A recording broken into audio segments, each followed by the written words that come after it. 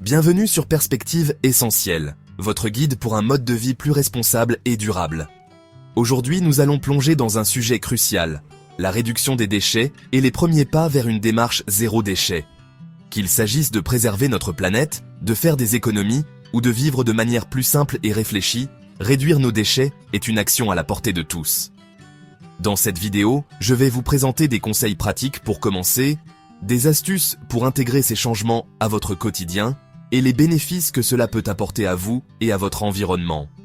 Avant de commencer, pensez à vous abonner à la chaîne, à activer la cloche pour être prévenu des nouvelles vidéos, à mettre un pouce bleu si cette vidéo vous aide et à la partager avec vos proches pour les encourager à réduire leurs déchets également.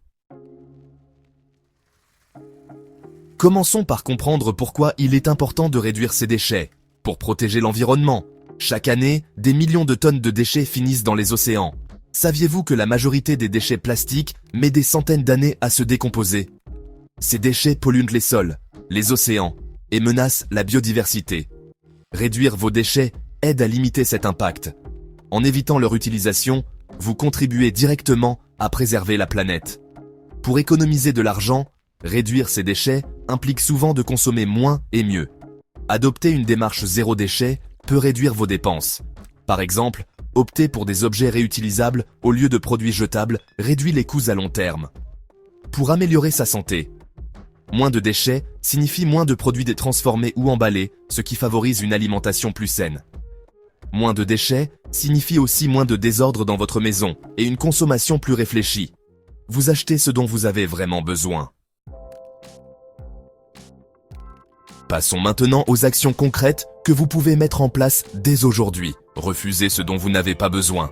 Apprenez à dire non aux objets inutiles comme les sacs plastiques, les pailles ou les gadgets publicitaires.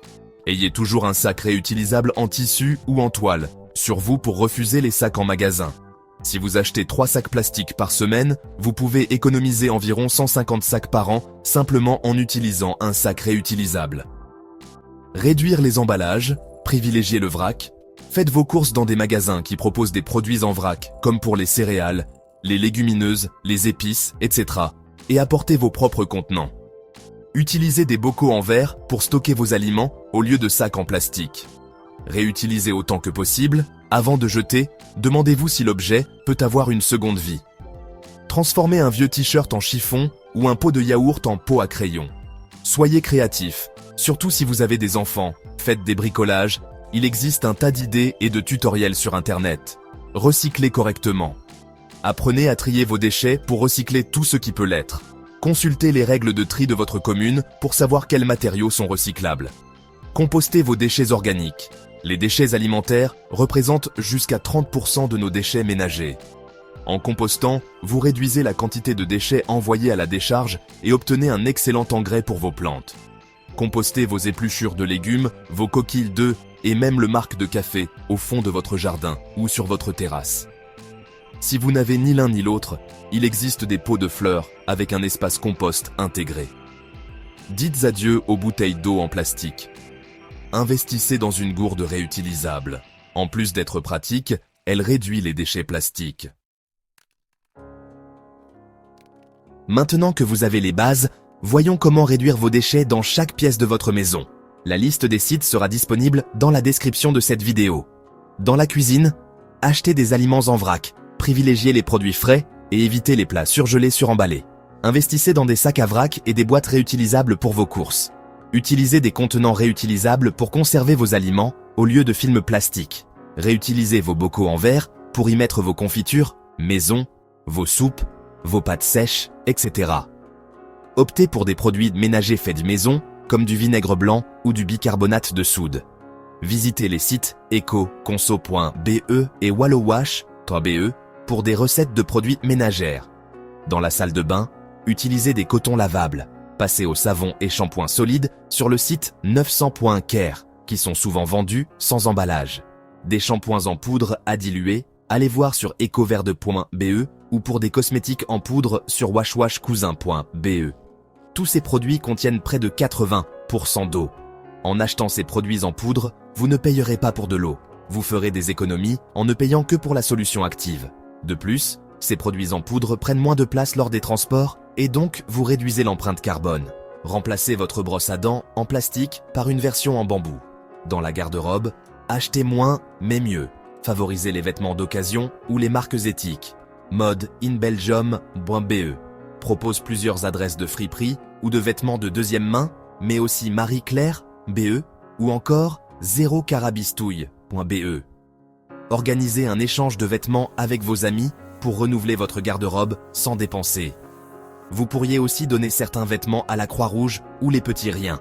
Au travail, évitez les gobelets et couverts jetables en apportant votre propre tasse et vos ustensiles réutilisables. Utilisez un thermos pour votre café au lieu de gobelets en plastique.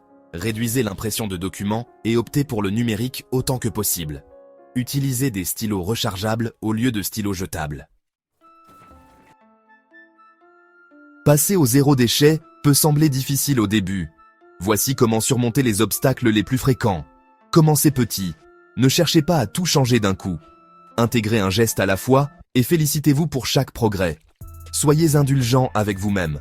Il est impossible d'être parfait. L'objectif est de réduire, pas d'éliminer totalement les déchets. Restez motivé, rejoignez des groupes ou des communautés zéro déchet pour échanger des conseils et vous inspirer. Expliquez vos démarches à vos proches et partagez vos résultats.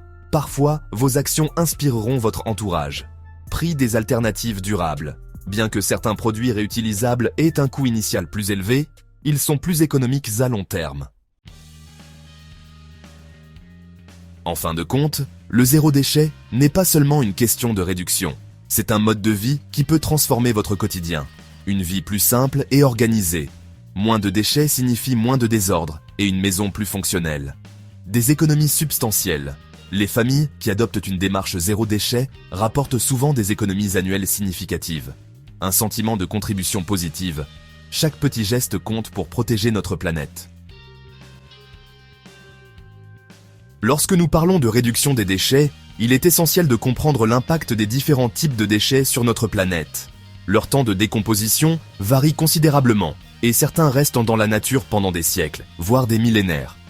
Voici une liste des déchets polluants, classés par temps de décomposition, du plus long au plus court. Commençons avec les déchets les plus problématiques, ceux qui durent des siècles, voire des millions d'années. Prenons le verre, par exemple. Le verre ne se décompose pratiquement jamais. Une bouteille abandonnée peut rester dans la nature indéfiniment. Mais, bonne nouvelle, le verre est recyclable à l'infini. Alors pensez toujours à le trier correctement. Ensuite, il y a les piles et les batteries.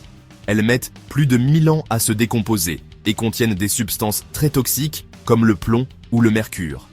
Si elles ne sont pas recyclées, elles polluent gravement les sols et les nappes phréatiques. Et que dire du plastique? Les sacs plastiques, les bouteilles et même les pailles sont omniprésents dans notre quotidien, mais leur décomposition prend entre 200 et 1000 ans. Pire encore, ils ne disparaissent jamais totalement et se transforment en microplastiques qui contaminent nos écosystèmes.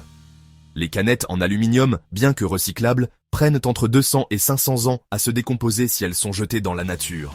Enfin, les couches jetables, utilisées massivement par les familles, mettent environ 400 à 500 ans à se dégrader. Imaginez, chaque couche jetée aujourd'hui polluera encore dans plusieurs siècles. Passons maintenant aux déchets qui se dégradent un peu plus vite, mais qui restent problématiques. Les boîtes de conserve, par exemple, mettent entre 50 et 100 ans à se décomposer. Leur métal rouille et libère des toxines dans l'environnement. Un autre exemple, les cartons plastifiés, comme ceux des briques de lait ou de jus, mettent environ 30 ans à disparaître. Ils sont difficiles à recycler, car ils contiennent plusieurs couches de matériaux, comme le papier, le plastique et l'aluminium. Et puis, il y a les textiles synthétiques, comme le polyester ou le nylon. Ces vêtements mettent entre 20 et 200 ans à se décomposer. En plus, à chaque lavage, ils libèrent des microfibres plastiques dans l'eau, qui finissent dans nos rivières et océans. Maintenant, voyons les déchets qui se dégradent plus rapidement. Les mégots de cigarettes, par exemple, mettent entre 1 et 12 ans à disparaître. Pourtant, ils contiennent des substances très toxiques, comme la nicotine ou l'arsenic, qui polluent les sols et les eaux. Le chewing-gum est un autre exemple surprenant.